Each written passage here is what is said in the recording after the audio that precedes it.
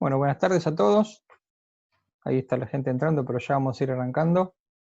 Están los micrófonos muteados para que esto sea, y escuchemos claramente a Andrés, pero después los que tienen alguna pregunta lo van pasando por el chat. Igualmente después, si hay tiempo, hacemos algunas preguntas de algunas personas.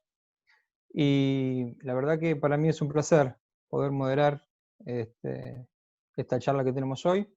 Andrés Malamud es investigador principal del Instituto de Ciencias Sociales de la Universidad de Lisboa, es licenciado en Ciencias Políticas por la Universidad de Buenos Aires, obtuvo un doctorado en el Instituto Europeo en Florencia, Italia, y ha sido investigador en Heidelberg, Alemania, y en la Universidad de Maryland, Estados Unidos, como también ha sido profesor invitado en Argentina, Brasil, España, Italia, México y Portugal. No voy a leer todo su currículum porque es muy extenso. Realmente hemos tenido el placer de escucharlo el año pasado en el Congreso de la Unión Industrial Argentina, y bueno, tanto para FEBA como para WITBA y ADIVA. La verdad, Andrés, en serio, es un honor que hayas aceptado esta invitación, así que te empezamos a escuchar. Gracias, Silvio. Gracias por insistir. Es un gusto estar con ustedes por el tema que trabajan y por la provincia donde trabajan, aunque quizás haya una audiencia más extensa. Y me pidieron que me enfoque, sobre todo al principio, en la cuestión bonaerense o ambaense, porque está cambiando de escala a partir de la pandemia. Pero lo que voy a sugerir es que yo les hable un poco y después charlamos, que me parece que así fue presentada esta conversación. Y entonces les haría una introducción de por qué la provincia de Buenos Aires está condenada a funcionar mal. No voy a decir que la provincia es inviable, porque algo que es inviable uno tiende a pensar que desaparece, que está condenado a no sobrevivir. Y el problema de la provincia de Buenos Aires es que parece condenada a sobrevivir. No es inviable, es disfuncional. Sigue todo el tiempo y nunca funciona bien. Y les pregunto entonces, para empezar, si más allá de afectos personales o adscripciones partidarias, ¿ustedes recuerdan algún gobernador que haya dejado legado en la provincia de Buenos Aires? Miramos para nuestra provincia y ¿qué vemos? Que podamos festejar y decir, recordar. Por supuesto que habrá habido gobernadores honestos, o buenas personas. Pero la pregunta es, ¿qué distingue a la provincia de Buenos Aires que se haya creado en las gestiones desde 1983? O si quieren, vayan más atrás. Hubo gobernadores muy famosos, Oscar Allende. ¿Por qué se lo recuerda Oscar Allende? No fue por su legado como gobernador bonaerense. Y lo que voy a sugerir es que esto no se debe a la incapacidad o corrupción de los gobernadores. Que el mejor político, el mejor dirigente está condenado a fracasar en la provincia de Buenos Aires porque las condiciones están dadas para que fracase. Y las condiciones son de dos tipos. Una externa, en la relación de la provincia con el resto del país, y una interna, en la organización de la provincia en sí misma. A la primera la llamo hipertrofia federal. A la segunda simplemente disfuncionalidad administrativa. La hipertrofia federal consiste en lo siguiente. El país tiene 24 provincias y Buenos Aires aglutina el 38% de la población. ¿Es mucho o es poco el 38% de la población? Bueno, si tuviéramos 3 provincias estaría bien, más o menos proporcionada, una 38, otra 30, otra 20 y pico. Pero tenemos 24. ¿Cómo ranquean las provincias más grandes del mundo de otros estados? San Pablo, que es Argentina, San Pablo tiene la población de nuestro país, tiene el 22% de Brasil. Y California, que es un gigante, que sería la sexta economía mundial si fuese un país independiente, tiene el 12% de la población de Estados Unidos. Esa es una de las dimensiones de la hipertrofia bonaerense. Es gigantesca. Y para darnos una idea todavía más aproximada, imagínense que la segunda provincia es Córdoba por población, después Santa Fe y un poquito más atrás La Cava. Si la provincia de Buenos Aires se divide en 2, son las 2 provincias más grandes del país. Si se divide en 3, son las 3. Y si se divide en 4, iguales, son las 4 provincias más grandes del país. Córdoba pasa a quinta. Quiere decir que Buenos Aires más que cuadruplica a la segunda provincia. No existe una desproporción así en ninguna otra federación del mundo. Y hay un problemita acá, porque si fuera más grande en todo, fíjense, Alemania en la Unión Europea, que es menos del 20%, pero acumula población, acumula riqueza, acumula complejidad tecnológica, es más o menos pareja en todo. La provincia de Buenos Aires es despareja, así como tiene más población, tiene menos representación. ¿Qué significa esto? Que a pesar de tener 38% de la población, tiene 27% de la Cámara de Diputados, 11% de su representación, y 4% del Senado, como todas las demás provincias. Pero las demás provincias son más chicas, así que hay algo más ajustado. La provincia de Buenos Aires está condenada a que cuando se vota la coparticipación, los presidentes necesiten el apoyo del Senado y vayan a endulzar a los gobernadores que controlan a esos senadores. Los senadores del interior son baratos, porque por un precio reducido compra un montón. En la provincia de Buenos Aires tendría que tener mucha plata para conseguir 3 senadores, o 2 por la mayoría. No compensa. Entonces, no solamente tiene el problema de que el federalismo, la hipertrofia federal la perjudica en la Cámara Federal en cualquier caso, si hubiera más paridad entre las provincias no la perjudicaría tanto, sino que la subrepresentación se da también en la Cámara de Diputados. Y ahora, muchos de ustedes probablemente sean del conurbano, me pidieron que hable del AMBA. El conurbano son 2/3 de la provincia de Buenos Aires, en menos del 1% del territorio, 0,5% del territorio alberga 2/3 de la población. Sin llegar a Zárate, estoy hablando sobre todo de primera y tercera sección electoral. Esa parte de la provincia de Buenos Aires está también subrepresentada en la legislatura bonaerense. Quiere decir que las otras 6 secciones electorales de la provincia de Buenos Aires tienen amplia mayoría en la legislatura, a pesar de tener 1/3 de la población. Así que el conurbano está 2 veces jodido. Está jorobado en el Congreso Nacional y está jorobado en la legislatura provincial. Que toda la gente que dice del interior del país, que se quejan de que la matanza, de que los subsidios, de que los hospitales de la capital, es cierto. Por un lado, el conurbano es un succionador de recursos. Por el otro, es todo lo contrario. Hay una desproporción. Le entran por donde no corresponden y le salen por donde no corresponden. Pero voy a dejar esto por acá con una alusión más a cómo impacta la provincia de Buenos Aires a nivel nacional y después paso al interior de la provincia. Buenos Aires no pone presidente.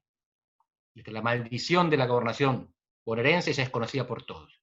El último gobernador bonaerense que desde la gobernación, que después de ser gobernador, llega a la presidencia es Bartolomé Mitre. Tuvimos un caso con Duhalde que ahora lo voy a mencionar aparte. Bartolomé Mitre es antes de la federalización de la ciudad de Buenos Aires. Significa que más que por gobernador de la provincia, llega por gobernador de la ciudad de Buenos Aires. Llega por porteño, no por bonaerense. Desde 1880, los gobernadores del 38% del país no son presidentes del país. La Matanza no elige presidente. Desde el interior tiende a vérselo de esta manera. Los gobiernos hacen todo por La Matanza porque con 2 millones de personas es donde ponen, nunca jamás, ustedes en cualquier elección que quieran, saquen a La Matanza y no cambia un resultado. Ninguno, ni en la provincia ni en la nación. Sigue tendencia, por supuesto, más para el peronismo. Pero puede ganar el peronismo en La Matanza, que en 1983 y 99 y 2015 pierde a nivel nacional y a veces provincial. El único distrito del país que una vez en la historia definió una elección no es un municipio bonaerense, es una provincia, y es Córdoba. En 2015, sin Córdoba, Scioli sería presidente. Porque en Córdoba Macri saca 900.000 votos de diferencia y en el país saca 700.000. Saca menos en el país que en una sola provincia. Nunca más en ningún otro lado, en ninguna otra elección. Así que la provincia de Buenos Aires no es determinante electoralmente. Pero sí es determinante de la inestabilidad política. Cuando las cosas están mal, cuando la economía se rompe, cuando la gente marcha, los presidentes caen. Y los presidentes están sitiados por el AMBA, por la provincia de Buenos Aires, por gobernadores que a veces no son afines, por intendentes que tienen incentivos para proteger a los que distribuyen falopa en la farmacia, en las ambulancias. Así que la provincia de Buenos Aires no pone presidentes, pero saca presidentes. Y esto no es bueno para la estabilidad nacional. Y tampoco es bueno necesariamente para la provincia de Buenos Aires. Aunque fue la manera en que un exgobernador consiguió llegar a la presidencia. Y no digo que, ni mucho menos, que Duhalde tuvo la culpa de los saqueos en diciembre, o noviembre y diciembre de 2001. Quizás Rucauf un poquito, Duhalde no. Pero Duhalde llegó justamente por esta vía inesperada. Pierde las elecciones en el 99, compite por el Senado en 2001, le gana a Alfonsín, y está ahí expectante hasta que Rodríguez A cae, y entonces el Congreso lo elige por acuerdo entre los partidos. De la misma manera había llegado a gobernador. Los intendentes de la provincia de Buenos Aires no consiguen llegar a la gobernación. En cualquier otra provincia, si ustedes son intendentes, sobre todo la capital, quieren ser gobernador. Este es el trayecto de Néstor Kirchner. Río Gallegos, intendente. Santa Cruz, gobernación. Argentina, presidencia. Eso es lo que quieren los políticos típicos. En la provincia de Buenos Aires no lo consiguen porque no hay difusión del poder horizontal. Si ustedes tienen una intendencia, tienen compartimento estanco.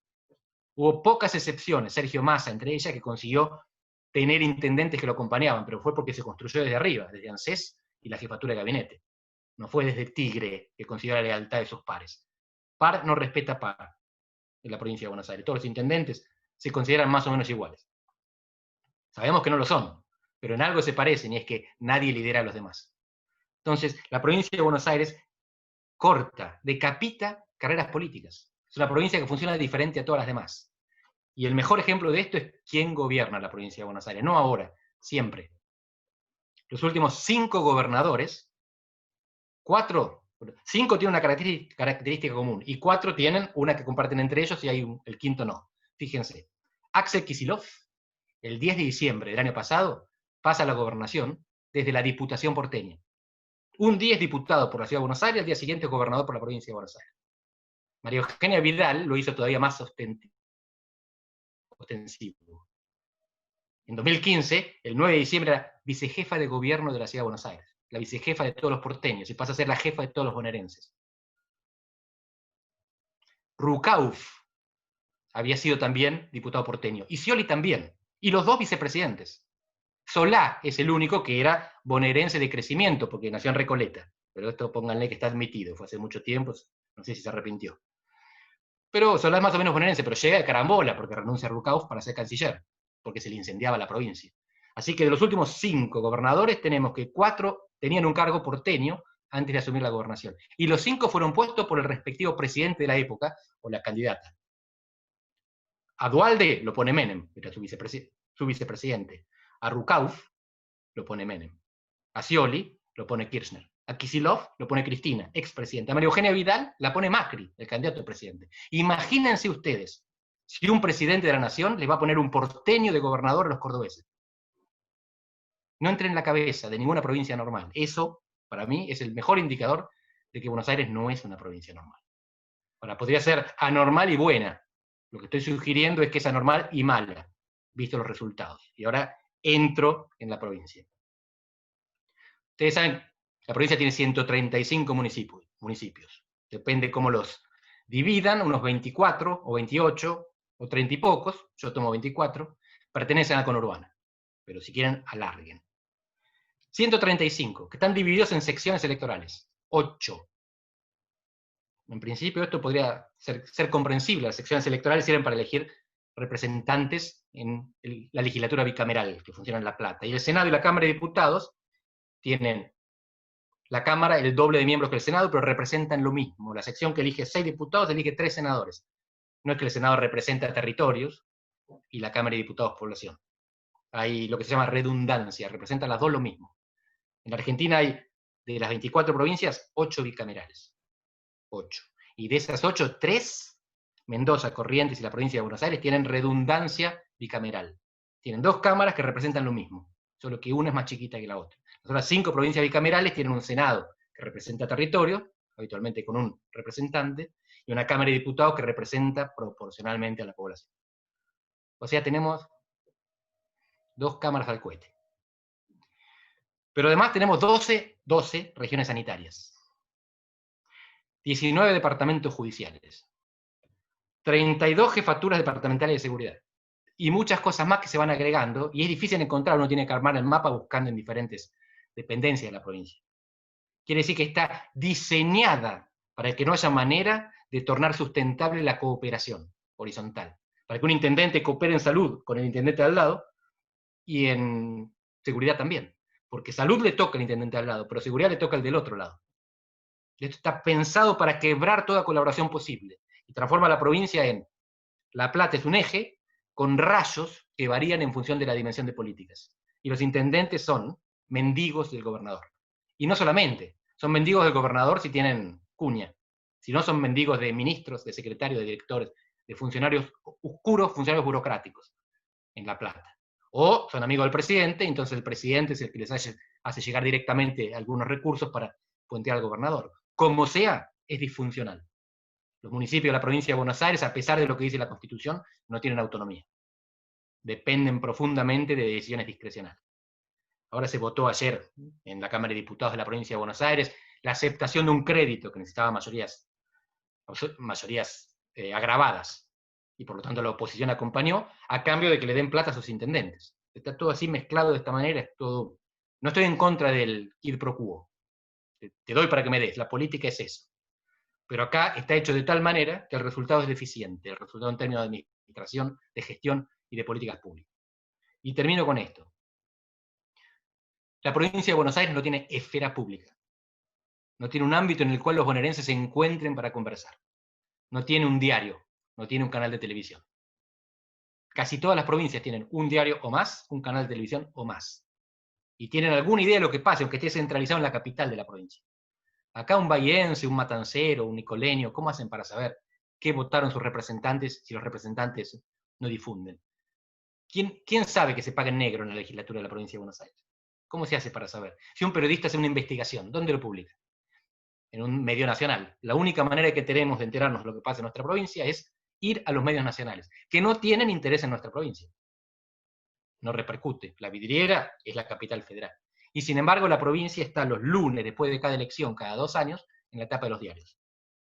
Entonces, hay acceso gratuito a las tapas de Clarín, donde uno puede supuestamente buscar la fecha del nacimiento. Yo les sugiero que busquen las fechas posterior a la elección, desde el 83 en adelante. Y lo que se van a encontrar es, sobre todo en los años intermedios, no cuando se vota gobernador, cuando se vota en 2021, como vamos ahora, en 2017, legisladores, la tapa es siempre de lo que pasa en la provincia de Buenos Aires. Ahí nos dan mucha importancia. Y no la tiene. Porque en el fondo que Esteban Bullrich haya ganado en 2017, ¿cuánto definió? Bueno, definió la convicción de Cristina de que sola no podía. Tuvo efecto sobre el cálculo de los actores políticos, no sobre las definiciones de políticas de la provincia de Buenos Aires. Que Massa haya ganado en 2013 no definió la carrera política de Massa, tuvo que pegar varios golpes hasta llegar a la Cámara de Diputados, que no era lo que él quería. Que de Narváez haya ganado a Néstor Kirchner en 2009 no cambió nada en la política argentina ni bonaerense. Así que vamos a salir una vez cada 2 años en la tapa de los diarios, por quién gana la elección provincial. Y no tiene ninguna relevancia. Lo importante no lo estamos discutiendo. ¿Qué pasa con el sistema hídrico? Florentino Meguino, hace más de un siglo. ¿Qué pasa cuando hay sequía? ¿Qué pasa cuando hay inundación? ¿Cómo hacemos para regular una provincia que es súper llana? El problema del AMBA, que dividió al país en 2. Y esto me parece fundamental. Son 24 provincias, pero son 2 países. El que piensa que la solución es que cada provincia se vaya por su lado, no está entendiendo que la unión hace la fuerza. Al AMBA hay que presentar una propuesta productiva, concertada del resto del país, no para excluir al AMBA, sino para convivir con el AMBA. Porque si no, el resultado es que la Argentina es un país muy diverso, muy grande, muy concentrado, y está gobernado por 3 porteños. Uno que vive en La Plata, uno que vive no sé dónde en Capital, y otro que vive en Puerto Madero y Olivos. A esta situación ha quedado reducida la poderosa, de mentira, provincia de Buenos Aires. Y ahora, si les parece, ¿conversamos? Bueno, Andrés, la verdad que muy claro. A mí me gustaría, si podés ampliar un poquito más el tema con respecto a los presidentes que pasaron en nuestro país, con respecto a esto que estabas hablando de lo que es porteño interior, y si puedes hacerme un panorama de hoy, porque hoy pareciera que el gobierno actual no está muy representado con las voces del interior, ¿no? Empezamos por esta última parte. El gobierno actual tiene un equivalente a 29 ministros en el gabinete. Son 22, pero hay secretarios de Estado que tienen rango similar. De esos 29 hay 26 que son de una u otra Buenos Aires, y 3 que son del interior, 2 de Santa Fe y 1 de Chaco Formosa. Según entiendo es de Chaco, pero lo manejan desde Formosa. 3 de 29. Los presidentes en Argentina habitualmente tienen uno de 2 orígenes. Estoy hablando sobre todo desde el 83, si quieren me remonto más atrás, pero en el 83 hay estabilidad y nos permite observar como si fuera un laboratorio, la democracia, para ver qué es lo que continúa y qué es lo que cambia. Los presidentes peronistas solían venir de la periferia, eran gobernadores de pequeñas provincias del interior. Uno vino de La Rioja y otro de Santa Cruz. Los presidentes no peronistas solían venir de la jefatura de gobierno de la ciudad de Buenos Aires, de la Rúa y Macri, misma historia. ¿Cristina qué es? Cristina es una sucesión, una alternancia vía conyugal, una sucesión del gobernador que venía de Santa Cruz, con expectativa de alternarse en el poder. Se les cortó con la muerte de Néstor y ella siguió con mucha eficiencia su propia reelección. Alberto es una innovación, es una importante innovación, en muchos aspectos. Es una innovación que la líder sea vicepresidente, por lo tanto tiene el poder de serrucho, y es una innovación que sea un político sin territorio, y un político sin votos, cuya función no es liderar, sino equilibrar. Es rara avis, completamente. No es un experimento que no necesariamente va a salir mal, no estoy diciendo eso. Al contrario, nos venía saliendo bastante mal lo otro, la alternancia entre peronistas periféricos y no peronistas centrales. Vamos a ver cómo funciona esto. En todo caso, me parece que más informativo y más tóxico es la información sobre la composición del gabinete, que ya 3 en 29 de la Argentina interior, es decir, de las otras 22 provincias, que son, entre otras cosas, las que tienen la capacidad de producir dólares. No solamente, la provincia de Buenos Aires también la tiene, también es exportadora, agropecuaria, pero ahí estamos viendo un corte importante. Y después, no todos los que vienen de la provincia de Buenos Aires son AMBA, pero casi. Casi. Así que muchas veces cuando decimos provincia de Buenos Aires no estamos pensando en bahienses o marplatenses, estamos pensando en conurbanenses. Hay alguna excepción, Mario Meoni, por ejemplo, que de Junín, pero la mayor parte de esos 26 son AMBA. Y esto, de nuevo, ahora evitemos el juicio de valor. Es raro. 38% en la provincia de Buenos Aires, más menos del 10%. No llega a la mitad de la población, la gente que vive en las dos Buenos Aires, y tienen 26 de 29 ministros. Hay un problema de coordinación evidente, para no hablar del problema de representación. Bien. Y con respecto a, uno analiza que, a lo que vos estás diciendo, si lo manejamos un poquito desde lo productivo, el mercado está en el AMBA, porque 40% más o menos de las mercaderías que se producen en las industrias del interior terminan en los negocios y en los comercios del AMBA. ¿Cómo verías vos esto desde el lado político, digamos? Porque ahí también hay un tema importante, ¿no? Lo mismo que los puertos, ¿no? A la larga, toda la mercadería que va hacia afuera, casi toda, exceptuando Rosario, termina pasando prácticamente por la provincia de Buenos Aires. Esa para mí es la contradicción básica del argentino, la tensión básica. Y no soy yo, no me crean a mí, Pablo Kerchunov, Juan Carlos Portantiero, Guillermo O'Donnell y varios economistas también. Los votos están en la zona AMBA, los dólares están en el exterior. Lo que Argentina produce va a la mesa de los argentinos o va a la mesa de los extranjeros que aportan dólares. La gran disputa, los dos modelos en conflicto, desde hace mucho tiempo, unos 70 años, desde que se agotó el modelo agroexportador, es si las cosas que producimos las comemos o las vendemos. Y el AMBA lo que hace es succionar, y los políticos dependen del voto. Así que tienden a preferir el corto plazo, que es el subsidio o el consumo en esta zona, en detrimento de la exportación. Esto se resuelve muy fácilmente, creciendo, o sea, muy difícilmente. Hay que crecer mucho. Y la cuestión es cómo se crece hacia adentro o se crece hacia afuera. Esto lo tendrían que discutir mejor con economistas, que por supuesto no se van a poner de acuerdo, no es que los van a iluminar, pero con economistas abiertos se puede tener un buen debate. En general, los economistas en los que yo confío dicen que las dos cosas. Sin exportación no hay desarrollo, pero la exportación requiere una buena base doméstica. A partir de tener una sólida base doméstica se puede saltar al mundo. Así que en principio no son contradictorios. En la práctica, en el corto plazo, sí son contradictorios. Porque necesitamos el dólar bajo para consumir, el dólar alto para exportar. Y la gran cuestión en Argentina es cuál es el tipo de cambio sustentable políticamente. Bien, la última pregunta que te voy haciendo yo, y después vamos a ir abriendo a todos. En las elecciones pasadas, antes de las elecciones, parecía que iba a haber un país partido en tres. Vos siempre decís que el país simplemente es entre peronista y antiperonista. Me gustaría escucharte y que veas, nos cuentes cómo es la visión hoy, después de la pandemia y después de este presidente que es atípico, como decís vos. Gracias, Silvio. Me alegro que hayas adelantado el país en dos, el país en tres. Para saber en cuántos pedazos se distribuye, se divide un sistema político, hay dos elementos que tenemos que mirar. Las divisiones sociales y el sistema electoral, que traduce institucionalmente las divisiones sociales. En Argentina, la sociedad está dividida sobre todo en dos. Lo que pasa es que hay dos sectores, en los dos polos, hay sectores muy moderados o poco intensos, que podrían converger eventualmente o podrían acordar. Pero en la práctica las identidades están bastante bien definidas por una diagonal que pone del lado de abajo, de escala socioeconómica, los sectores bajos excluidos, 15% de la población, con la mayor parte de los asalariados sindicalizados y buena parte de asalariados no sindicalizados. Eso es el peronismo. Y arriba, la otra diagonal, sectores altos, son poquitos, 8%, más la mayor parte de los cuentapropistas, más una parte de los asalariados no sindicalizados. Y la diagonal esa sube o baja con la economía. Pero la población está dividida por identidades sociopolíticas en esos dos grupos. ¿Dónde entra la ideología? Segundo lugar. Y es subsidiaria. Tanto entre peronistas como entre no peronistas hay derechistas e izquierdistas. La ideología viene después. Hay partidos que de vez en cuando ven el hastío de la población o el fracaso de los dirigentes, se propone como alternativa tercerista, outsiders. Ahí entra el sistema electoral. El sistema electoral argentino es muy restrictivo. Tiene altos costos de entrada para los que están afuera del sistema. El peronismo y el radicalismo eran los patobicas en la entrada del boliche y no dejaban entrar a nadie sin pagar boleto. ¿Cómo hacen eso?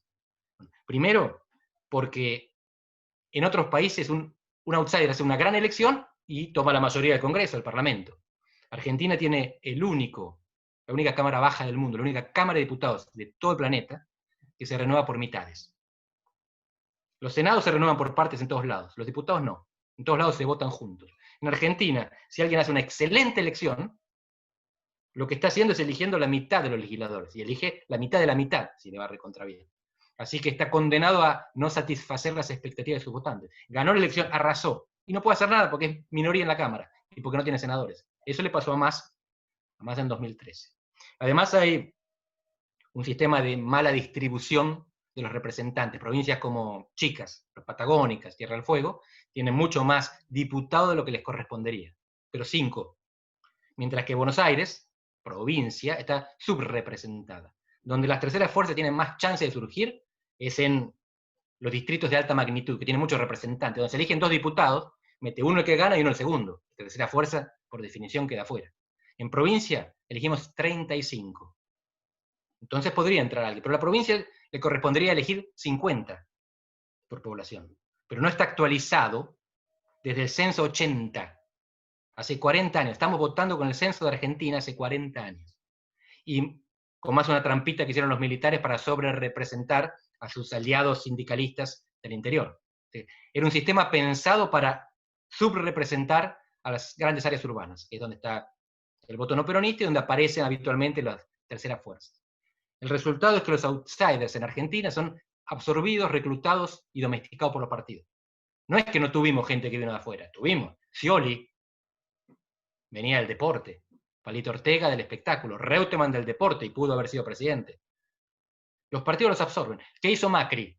Aprovechó la implosión del radicalismo después del 2001, con una estrategia larga marcha, de mucha paciencia, construyó un partido político que se instaló donde el radicalismo había desaparecido. Ocupa el espacio del radicalismo, el espacio metropolitano. El radicalismo se mantiene existente en todo el interior.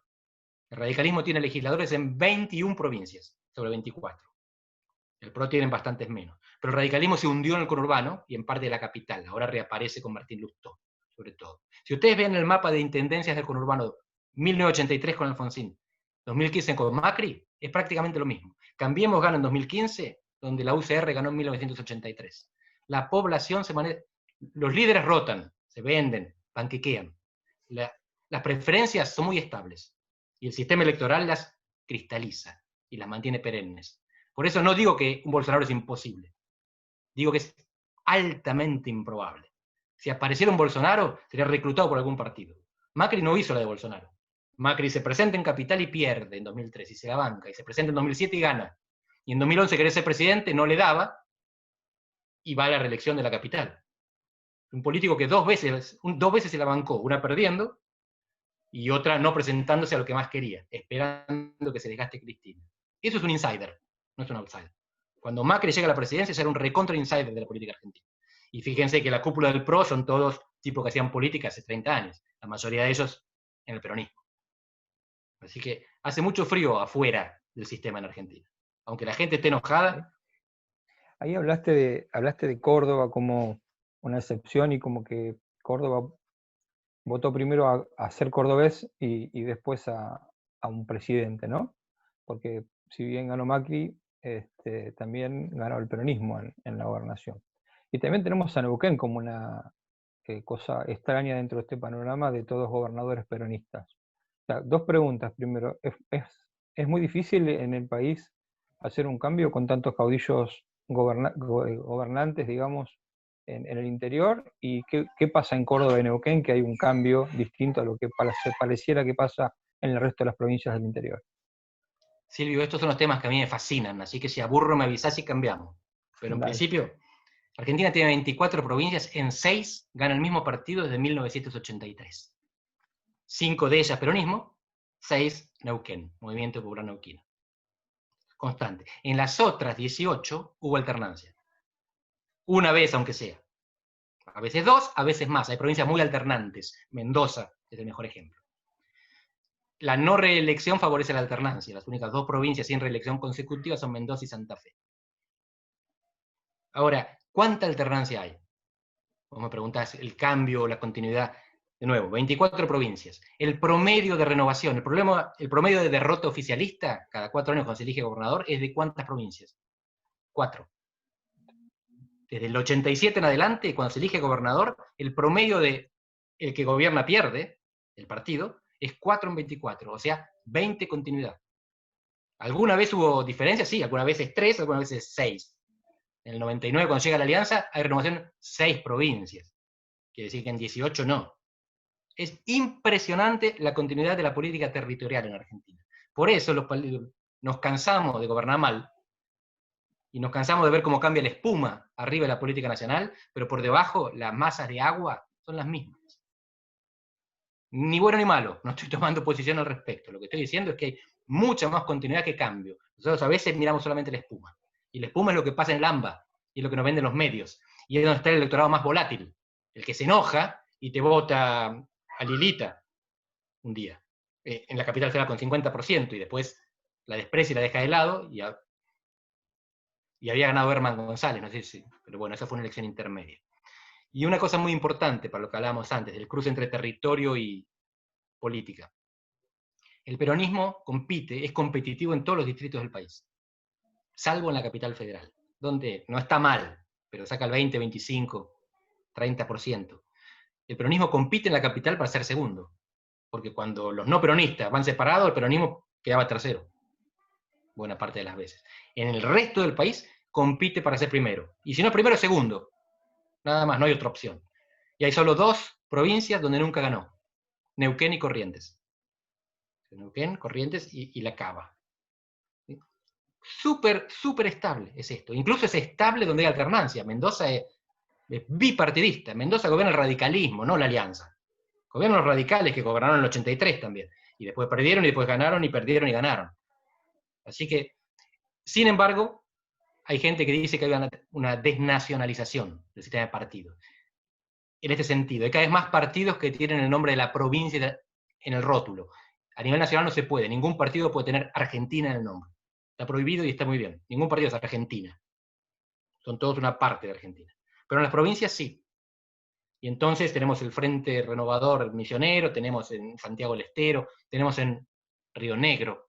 A veces se dan carambolas en la vida, nadie se hubiera esperado que en Río Negro llegase este partido por el asesinato del gobernador peronista que ganaba por primera vez después de una larga gestión radical. Pero el hecho es que tenemos algunas provincias donde hay partidos provinciales medio raritos. Pero sin embargo, esos partidos tienen muchas veces sus diputados en el bloque peronista, del Frente para la Victoria, del Frente de Todos, en la Cámara de Diputados. Así que se coordinan nacionalmente.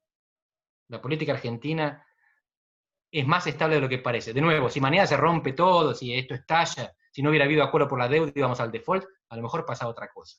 Pero en principio, lo más probable es que haya continuidad de la política. Y por lo tanto hay que ver cómo hacemos los cambios dentro de esto que se va a mantener. Andrés, yo voy a dar la palabra a algunas personas porque si no voy a seguir todo el día. Me apasiona lo que estamos hablando. Ahí Mani Gámbaro tenía una pregunta. Mani, activar el... ¿Qué tal? Buenas tardes a todos. Buenas tardes, Andrés. Gracias por tus conceptos siempre tan claros y tan interesantes.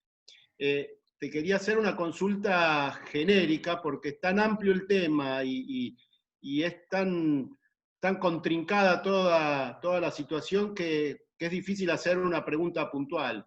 Pero me gustaría pedirte alguna reflexión en cómo ves vos a grandes trazos, cómo podemos o por dónde tenemos que empezar a apuntar para que nuestro país comience en una senda virtuosa y salir de este camino o de esta rampa o este círculo de decadencia que venimos enroscándonos año a año. Porque evidentemente lo político por un lado, lo económico por otro, lo social sumado, es decir, no tenemos forma de encontrarle el agujero al mate, y nosotros somos básicamente todos industriales, empresarios y dirigentes, y a veces nos encontramos sin herramientas y sin palabras como para poder dar una referencia, ¿no? Entonces, a ver si podés darnos un poco de luz en esto, Andrés, por favor. Gracias, Mani. Bueno, yo te puedo mostrar la jugada en el pizarrón, pero el partido se gana en la cancha. Así que es fácil hablar para mí, pero lo importante es jugar. Desde hace 70 años que Argentina vive tratando de imponer un programa. En 1930 se agota el modelo de agroexportador. Perón, a los tumbos, llega al modelo industrial sustitutivo, que se agota en 1975, definitivamente. Desde entonces no hay modelo. Pero todavía queda ese instinto, esa inclinación, entre los que creen que hay que salir al mundo a vender caro, con dólar alto, y los que piensan que hay que reactivar el mercado doméstico con dólar barato, porque necesitamos importar y consumir. En 70 años ningún grupo le consiguió ganar al otro, ninguno consiguió imponer su proyecto de dólar alto, dólar bajo. Si uno lo hubiera hecho, podría no gustarnos el país que salía, pero salía un país con un proyecto definido, de consumo interno o de exportación. Si nadie le puede ganar al otro, pero cada uno de los dos puede bloquear al otro, me parece que la única alternativa es que se sienten y se pongan de acuerdo. La imposición es imposible, ganamos por un rato y después nos bajan. Y el otro nos gana por un rato y después lo bajamos. Es la situación de empate permanente la de Argentina. No podemos ganar. Si no podemos ganar, no juguemos. Hay una película vieja sobre la Guerra Fría, sobre esto, jugar al tatetí. Si uno juega bien al tatetí, nunca pierde. Si el otro juega bien también, tampoco pierde. Nadie pierde, nadie gana. Esa es Argentina. Solo que mientras tanto el mundo crece y entonces nos vamos quedando atrás. Ahora es fácil decir eso, hay que acordar. Acordar que Pablo Krachunov tiene un texto corto muy interesante donde él sugiere compartir riqueza, intercambiar riqueza por propiedad. Y los trabajadores acepten perder riqueza actual, por ejemplo, salarios más bajos en dólares, a cambio de propiedad accionaria en las empresas y beneficios cuando las empresas ganen en el futuro. Esto no es un invento comunista, está en el artículo 14 bis de la Constitución, la participación de los trabajadores en las ganancias de las empresas. Esa es una manera. No veo al gobierno encaminado por ahí, a pesar de que la campaña fue esto lo que dijo que iba a hacer, y que la Baña sería el coordinador de la mesa de diálogo social. ¿Sabés, Mani, a quién veo haciendo esto? A ustedes y a los sindicalistas. La AEA con la CGT. Se están reuniendo los trabajadores con los empresarios más allá del gobierno. Si me preguntás a mí, la solución es la que están tratando de encontrar ustedes. Quizás intuitivamente. Es ponerse de acuerdo. Ponerse de acuerdo en una solución de compromiso. Y acá esto es la palabra no ayuda, porque un compromiso en castellano es un acuerdo. Pero en inglés, compromiso significa cesiones mutuas. Es un compromiso al que se llega porque entregué algo. Y a cambio el otro también entregó algo. Bueno, hay que ir a entregar algo. Después, no soy quien para decir qué. Pero la solución es, perdemos todos un poquito hoy para ganar todos mucho más mañana. Pero para esto la condición es que haya un mañana. Y eso es lo que los argentinos no estamos convencidos. Eso es lo que nos piden de afuera, lo que el Financial Times le pedía hace 2 meses a Guzmán. Aunque la palabra no suene rara, un relato, o sea, Mr. Guzmán, una narrativa, dicen en inglés. Denle un relato a los argentinos para que traigan la plata de afuera. Con la plata que ustedes tienen afuera, levantan al país. Pero los argentinos no creen que es un horizonte. Bueno, el gobierno no puede crear ese horizonte. Me parece que es el acuerdo entre los actores que puede. Así que mi jugada en el pizarrón puede ser más o menos linda, pero juegan ustedes. Andrés, te hago 2 preguntas. O sea, hay dos, tanto Nicolás Elicabe como Alejandro Franchi hicieron 2 preguntas que tienen bastante que ver. En el pasado hubo proyectos para dividir la provincia y tu propuesta también es dividirla. Como tal, es inviable. ¿Crees que se puede dividir por algún sistema? Y Alejandro pregunta si esta hipertrofia que hablas se podría solucionar con el traslado de la capital. La segunda me gusta mucho, tengo un desvío natural, un sesgo pro-alfonsinista, pero siempre pensé que era la medida de la desconcentración. Entonces, empiezo por las capitales y después paso a la división provincial. hay dos tipos de capitales en los países. El modelo europeo es que la capital es la ciudad más importante y más poblada. París, Londres, Madrid. Las ciudades europeas, las capitales europeas que no son las más pobladas son raras. Tipo Roma y Berlín, que tienen alternativas por otros lados, pero aún así están creciendo cada vez más y terminan siendo la ciudad más grande. El otro modelo es el Nuevo Mundo, donde las ciudades son aldeas, las capitales, construidas a veces especialmente. Washington, no Nueva York, Canberra, y no Sydney o Melbourne, Ottawa y no Toronto, Brasilia y no Río de Janeiro. ¿Dónde estamos nosotros con el resto de Hispanoamérica? La vieja Europa, el modelo europeo. La capital es la ciudad más importante. Quizás sería bueno aprender el Nuevo Mundo. Yo mencioné Canadá, Estados Unidos, Australia. Pueden buscar lo mismo en Sudáfrica, en la India, en Nueva Zelanda. Son todos lugares donde la capital no es la ciudad más grande.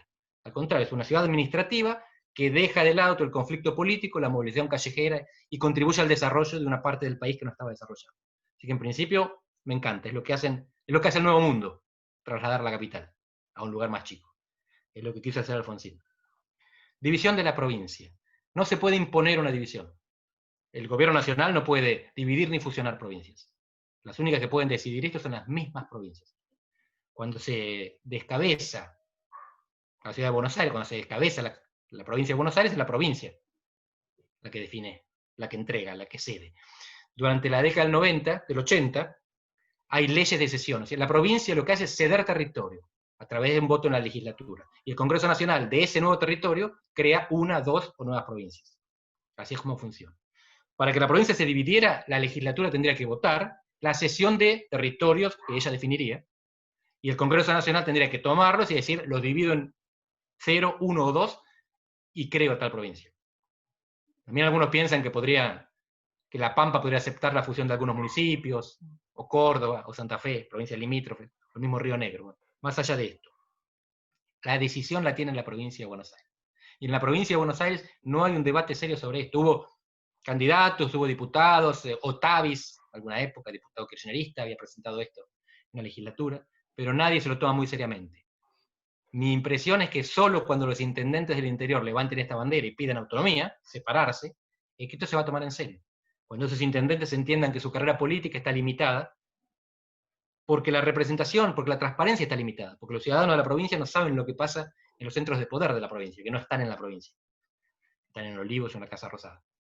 ¿Y cómo ves ahí el tema de las autonomías locales? Que hoy los intendentes son los primeros que reciben las quejas, pero no tienen por ahí, son nada más que un administrador y no tienen el poder que le pedimos, ¿no? Más que nada con el tema de seguridad, con el tema de salud.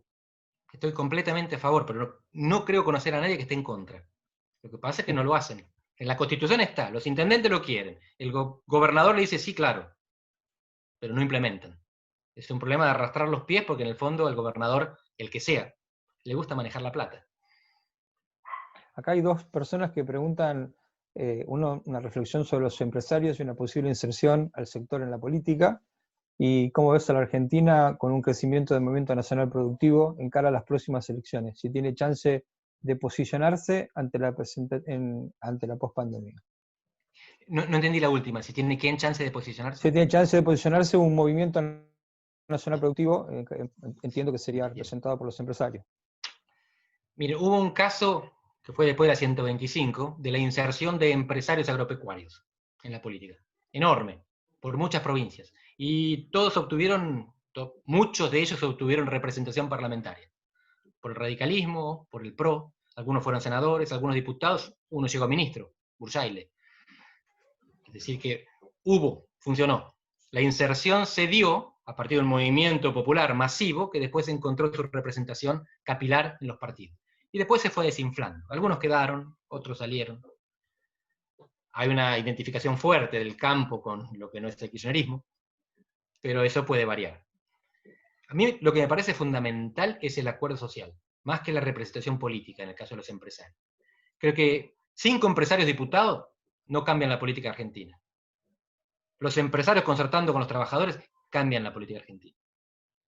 Mi modesta impresión es que ustedes son más, no es para que no hagan política, me encanta que hagan política, que todos hagan política, pero no van a cambiar la política desde el Congreso, la van a cambiar desde la mesa de concertación social. Si tienen legisladores que apoyan, mejor. Perfecto. Ricardo pregunta, ¿cómo ubica el gobierno de Frondizi en los tipos duales que describiste?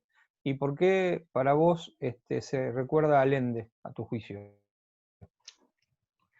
Y Allende creo que se lo recuerda sobre todo por la imagen que dejó en los 80, como alguien progresista y honesto que corría por izquierda Alfonsín. En los 80, sobre todo en la militancia universitaria, Allende se lo recordaba, se lo asociaba con Alan García, en la época en que Alan García era considerado un buen presidente en Perú. Seguramente fue un gobernador honesto de la provincia de Buenos Aires, pero no conozco obras relevantes que hayan quedado, quizás las haya. Frondizi, un fracaso. Excelente idea, no funcionó. Quizás haya sido como Nixon, un presidente que revolucionó la política internacional cuando abre a China. Guerra Fría, con la Unión Soviética superando a Estados Unidos, pero con un adversario en la espalda. Estados Unidos lo que hace es negociar con el adversario para aliarse. Y entonces Rusia tiene que dividir su atención y queda en inferioridad de condiciones. Un genio. Y después se mandó tantas macanas domésticas que terminó renunciando porque si no lo echaban. Frondizi quizás sea algo parecido. Es una persona con debilidades personales que lo que hicieron fue obscurecer un gran proyecto político. Me encanta, bueno, cuando uno lo lee, decía una cosa, cuando llegó al gobierno hizo otra, los políticos suelen hacer esto y no siempre está mal, pero en la práctica los enjuagues que necesitó para llegar al poder y para mantenerse, destrozaron lo bueno que tenía de contenido. Ahí hablando un poquito, ya ampliando más a la Argentina, la integración regional, ¿es factible? ¿El Mercosur va camino al colapso y el ALCA fue acertado rechazarlo o fue un grave error? Es una pregunta de Alejandro. Bueno, el ALCA no se preocupen si fue un error porque igual no salía, no dependía de Argentina. Tenía sobre todo obstáculos internos en los Estados Unidos, los sindicatos y los sectores ambientalistas. Por supuesto que contribuyó que haya 5 países importantes que no querían, pero Estados Unidos podría haberlo firmado con el resto de los países. Acuérdense que son 34 que estaban negociando. Si 5 no querían, firmaban 29. Así que, si fue un error o no, puede ser un juicio de valor. De hecho, es irrelevante, no tuvo consecuencias lo que Argentina hizo. Lo otro, el Mercosur. La integración regional tiene pocas chances en América Latina porque tiene pocas chances en el mundo. La integración regional es una excepción europea. En el resto del mundo prevalece la soberanía nacional, que es lo contrario de la integración regional. Integración regional es compartir soberanía con el vecino. Nadie quiere hacer eso. Lo hicieron en Europa porque Alemania carecía de soberanía. Después de la derrota en la Segunda Guerra, no tenía control de nada. Y entonces, para reivindicarse, para ser rehabilitado, acepta compartir el carbón y el acero con 5 países más. Es decir, les entrega sus recursos naturales a cambio de reinserción en el concierto de naciones. Y ahora está en problema porque ya pasó esa época en que había plan Marshall, culpa alemana y amenaza soviética al lado. Pero el Mercosur tiene chance, más que el resto, porque el Mercosur es la única organización subregional en América del Sur que efectivamente tiene algún grado de interdependencia. Fronteras vivas, con gente que cruza y comercia. Es bajo el nivel de interdependencia. ¿Bajo qué es? En Europa, 2/3 del comercio es intraeuropeo. En el Mercosur, 13%. ¿Sí? Europa comercia con el resto del mundo, 33%. El Mercosur comercia con el resto del mundo, 87%. Claro que esto varía. Para Argentina, el comercio intrazona es mucho mayor, para Brasil es un poquito menor, 10%. Pero aún así, tiene alguna relevancia. Pero si de repente desaparecen los países del Mercosur, bueno, no exportamos autos, pero todo el resto lo exportamos por otros lados. No todo el resto, estoy exagerando.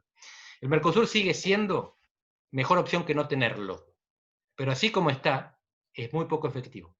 Y esta es la discusión. Y de nuevo, hago la comparación con Europa. Cuando uno tiene gran mercado interno, muchos países con gran mercado, se integra.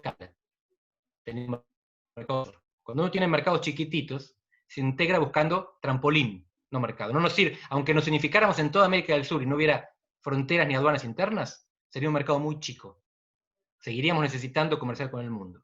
Y esto les doy un ejemplo porque a veces hay gente que idealiza la Alianza del Pacífico. México, Colombia, Perú y Chile. La Alianza del Pacífico tiene comercio interno entre sí 1% del total. No es una zona de comercio típica, es branding, es una marca que ellos crearon para decirle al mundo, somos países abiertos y queremos comerciar. Y cumplimos con estos requisitos y damos seguridad jurídica. Así que es importante tener eso en cuenta. El Mercosur es 13 veces más que la Alianza del Pacífico en términos de comercio interno. Y aún así no alcanza. Ya que nos metimos en el mundo, ¿qué opinás de esta ruptura de Inglaterra, ¿no? Y qué va a suceder con Irlanda, qué va a suceder con el paso de mercadería en Europa? Y si ves realmente la guerra China-Estados Unidos con algún ganador rápidamente, o que va a ser algo largo, y cómo es tu opinión. Preguntas difíciles no tenés. Tan lindas estas. Bueno, primero Europa. El Brexit, ustedes lo saben, fue un enorme error de cálculo. Nadie de los que decidió quería el Brexit. Nadie. Era una puesta en escena para conquista de votos internos por parte de Cameron y la negociación de posiciones externas en Bruselas. Y salió mal, evidentemente. Así que nunca hay que confiarse que la democracia es previsible. Y está bien, la democracia es institucionalización de la incertidumbre. Si supiéramos quién va a ganar, sería un poco menos democrático. Ahora, están negociando las condiciones. Jamás en la campaña se discutió sobre si iba a ser frontera dura o blanda entre las dos Irlandas. Para los que no están familiarizados, el problema es que el Reino Unido, Gran Bretaña e Irlanda del Norte es una isla grandota y un pedacito de una isla chiquita. Y ese pedacito tiene frontera con el resto de la isla, con Irlanda. Y esa frontera había desaparecido con el acuerdo de paz porque estaban todos en Europa. Mercado común, unión aduanera. Ahora, si Gran Bretaña se retira, Irlanda del Norte tiene que decidir si sigue siendo parte del Reino Unido, tiene que poner una frontera con Irlanda. Y en Irlanda está todo mezclado. Todo mezclado significa que se tiene la nacionalidad de los dos, aunque haya católicos y protestantes. No sé si les gusta el fútbol, más allá de esto. Casi todos los países tienen una selección. El Reino Unido tiene 4. La inglesa, la galesa, la escocesa, la de Irlanda del Norte. Irlanda República tiene otra. En rugby, el Reino Unido tiene 3 selecciones. Inglaterra, Gales y Escocia, porque Irlanda juega junta. La República de Irlanda con el pedacito de Irlanda del Norte tiene una selección compartida, que inventaron un himno para cuando van a jugar afuera. Porque el himno de la República no sirve para el Ulster. Es complicadísimo. Hay manera de resolverlo. Turquía es un país que no es miembro de la Unión Europea, pero está en la Unión Aduanera. No tienen que abrir el baúl cuando pasan directamente. Precisan visa las personas. Bueno, eso no va a pasar. En Irlanda, si piden visa, volvemos a la guerra civil. Pero está complicado, tienen que decidir. Lo más grave del Brexit era el posible efecto dominó. No hubo. No hubo nadie en la cola diciendo, se fue Gran Bretaña, ahora me voy yo también, si no me dan lo que yo quiero. No hubo. Lo cortaron. Por una vez la Unión Europea negoció algo bien. Cortafuego. Lo que tiene ahora es regímenes autoritarios adentro, Hungría y Polonia, por un poquito. Pero no se quieren ir. La otra pregunta, China y Estados Unidos era. China y Estados Unidos, la guerra comercial, ¿no? El 5G. Una gran discusión sobre si llamarla otra guerra fría o no es otra guerra fría. A mí me parece bastante adecuado. Una guerra fría es una competencia estratégica sin balas. La diferencia con la Guerra Fría anterior es que la Unión Soviética y Estados Unidos no tenían un gran intercambio económico. Eran 2 esferas económicas separadas. Ahora no, están recontra imbricados. Las reservas de China están en dólares y en bonos del Tesoro de los Estados Unidos, y Estados Unidos depende para la fabricación de sus computadoras de los insumos que trae China. Así que el desacople es muy doloroso. No quiere decir que no ocurra. La Primera Guerra Mundial enfrenta a Francia y Alemania, que están recontra imbricadas también, y sin embargo se fueron las manos. Así que todo puede salir mal, pero en principio va a ser muy caro que salga mal. Y las disputas se van a distribuir en función del área de política. Yo creo que es altamente improbable que haya un enfrentamiento militar. Silena John Mersheimer, que es un gran internacionalista, fue publicado en una entrevista en Perfil hace 2 semanas, él dice que es muy probable, pero no un enfrentamiento nuclear, un enfrentamiento en el mar, donde se crucen unos misiles entre barcos. Puede ser. Hace 2 meses, los ejércitos chino e indio se encontraron en la frontera y se mataron mutuamente, pero con palos. Porque tienen un acuerdo para no ir armados a la frontera, para que no escale. Así que si dicen, bueno, nos matamos con balas convencionales, nos hundimos unos barcos pero sin bombas nucleares, podría pasar. Para mí es improbable. A nivel económico va a haber problemas, pero la estrategia china hasta ahora fue muy prudente. China no entra en la zona de influencia de Estados Unidos. Solo entra cuando Estados Unidos se retrae. Esto está estudiado. Si Estados Unidos vuelve a América Latina, China no le va a pisar los callos. Total, ya tiene una parte del sudeste asiático, tiene África, compra pedacitos de África, de Europa, y compra pedacitos de América del Sur igual. La cuestión es la tecnología.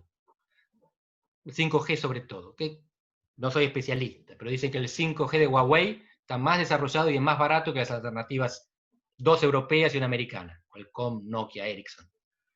¿Qué es lo que Estados Unidos está haciendo ahora? Le está pidiendo a sus aliados que posterguen las licitaciones hasta que puedan mejorar su desarrollo tecnológico, los europeos o ellos. Entonces Brasil licitaría en el segundo semestre del año que viene. Brasil tiene miedo que Argentina le compre a Huawei. No sabemos hasta dónde se va a poner pesado Estados Unidos con eso. Es muy probable que le importe, pero no sabemos hasta cuándo. Y tampoco sabemos cuánto afecta la geografía, porque hasta ahora el perímetro de seguridad de Estados Unidos llegaba hasta el Caribe, de Panamá y las costas norte de Venezuela y de Colombia.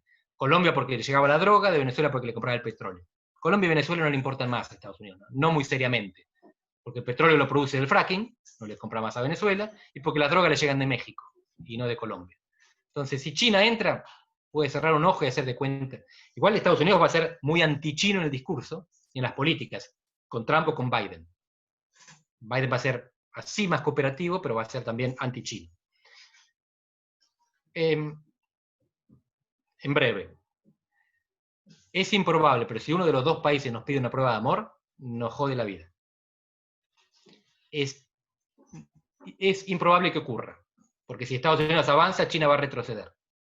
La cuestión es que quizás Estados Unidos no avance en América del Sur, y si no avanza, a lo mejor nos complica porque tenemos un 5G en Argentina, uno diferente en Brasil, Brasil es de Estados Unidos, Argentina es de China, y entonces no hay interoperabilidad, y la región se va a fragmentar más todavía en el mundo que viene. Esto no es necesariamente bueno. Para ir cerrando, porque ya para vos es muy tarde ya en Portugal, hay varias preguntas que tienen que ver con este acuerdo que vos hablaste, que estamos tratando de hacer con el sindicalismo, y las preguntas pasan por, primero y principal, por el sindicalismo argentino son los mismos de hace 30 años, y para muchos no defienden mucho al trabajador, son más empresarios que sindicalistas.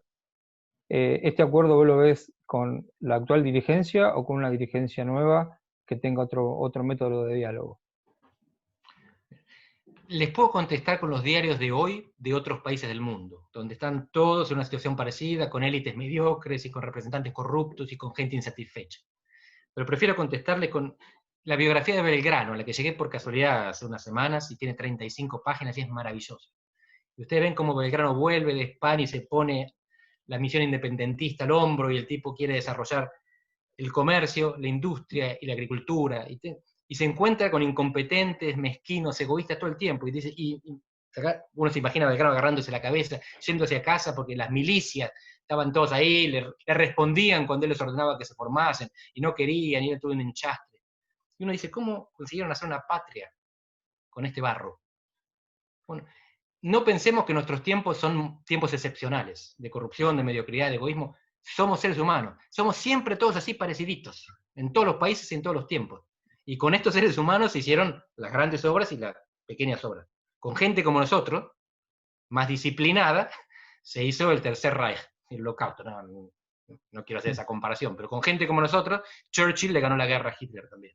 Son hombres excepcionales, hombres y mujeres en momentos excepcionales. Después, los seres humanos somos complicados. Y así se hacen los países.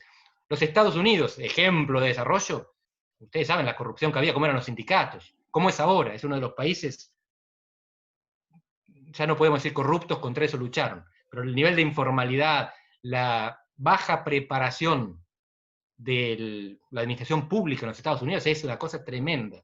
El sistema de elección en Estados Unidos, miren, todavía hay sol acá, pero les cuento esto porque puede llegar a ser noticia dentro de poco. Se vota en Estados Unidos el 3 de noviembre. Las elecciones son muy raras, son indirectas, significa que votan electores, que después votan al presidente, y son optativas. Significa que vota el que quiere, y se tiene que registrar antes, así que si le dificultan el registro, y votan un martes, día laboral, así que y en pandemia. Está todo pensado para que la gente se quede en casa. Ahora están habilitando el voto por correo, que Trump dice que va a ser fraude. Y Trump ya dijo que había sido fraude la elección que él ganó. Cuando él le gana a Hillary, le gana el voto electoral, el colegio electoral, pero pierde por 3 millones de votos populares. Entonces él denuncia fraude en la elección donde es electo presidente. Imagínense si pierde. Y una cosita, la Constitución de los Estados Unidos no habla del voto popular para elegir presidente. Dice que los estados van a mandar electores como se les ocurra. Así que perfectamente puede ser que Trump arrastre los pies, él no puede postergar la elección, pero puede hacer que el correo no funcione y que los estados, cuando llega el momento de la elección, no tienen la infraestructura. Entonces las legislaturas eligen a los electores, eligen al presidente. Y 27 legislaturas de 50 son republicanas. Ahí se habló mucho de algunos países de Rusia que con sus hackers habían ayudado a Trump, ¿no? ¿Eso lo ves que fue así? Sí. ¿Ves que las redes sociales pueden...?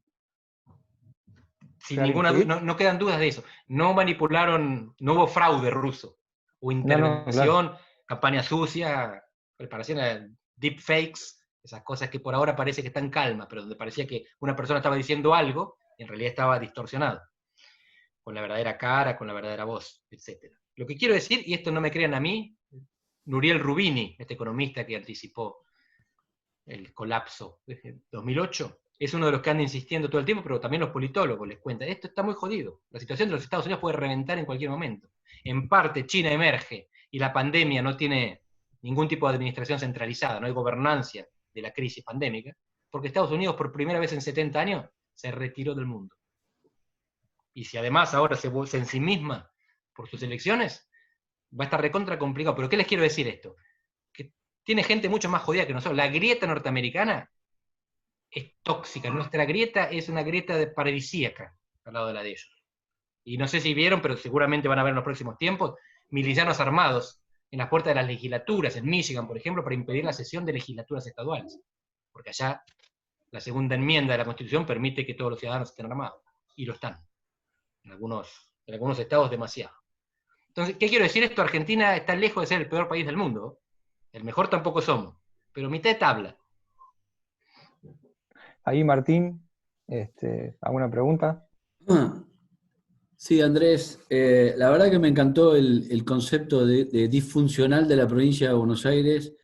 Yo le extendería a la Argentina, ¿no? Vos planteaste el dilema del dólar alto y dólar bajo, y yo te quería agregar otro dilema y a ver cómo lo ves, a ver de qué manera se puede solucionar, que es el tema de los altos impuestos. Hoy tenemos 160 impuestos que prácticamente es inviable la actividad económica en distintos sectores, por un lado, pero también ese gasto público representa el 70% del consumo. Entonces, si vos bajás los impuestos, en una primera etapa tenés una gran recesión porque, o también un gran déficit para financiar el Estado. Entonces, estamos entrampados en que si seguimos con impuestos altos, no podemos producir y no somos competitivos y tampoco se pueden bajar porque generan una recesión.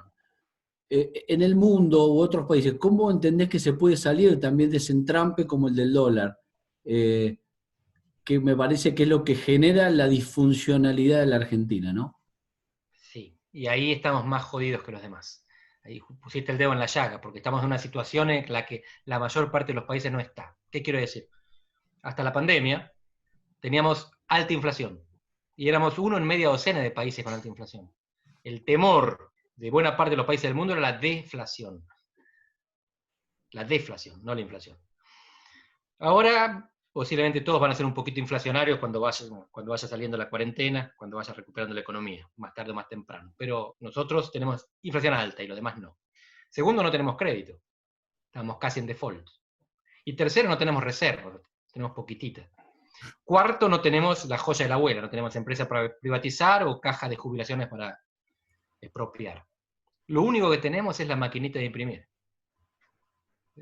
La situación argentina es súper, recontra complicada. Esto de la deuda es un poco de oxígeno, porque si se arregla ahora también con el Fondo Monetario, podemos volver a acceder al crédito internacional. Pero para eso hay que presentar el famoso programa y además recuperar la confianza de los argentinos que traigan al país un poco de lo que tienen afuera. Y es súper complicado, no te voy a mentir diciendo que tengo la solución porque no la tiene nadie. La expectativa es que hay dos cosas que nos juegan a favor en el medio de tanta desgracia. Una es que la pandemia nos iguala. Hasta la pandemia éramos una oveja negra en había 6 ovejas negras, Venezuela, Zimbabue, Sudán, nosotros, 2 más. Ahora hay como 50 países que están cerca del default. Entonces es un problema sistémico. Hay que resolverlo globalmente, no es uno el problema, que si se cae, se cae. Lo segundo es que a pesar de todo exportamos alimentos. Y en este momento es mejor exportar alimentos que minerales, que petróleo.